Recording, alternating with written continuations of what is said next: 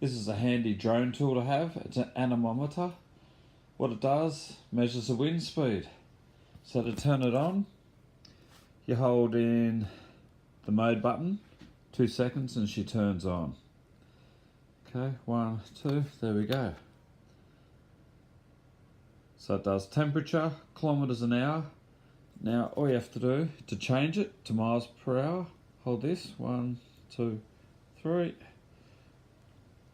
Meters a second, kilometers, feet per minute, knots, miles an hour. That's temperature, max airspeed, average airspeed, and back up here. I'll keep it at kilometers.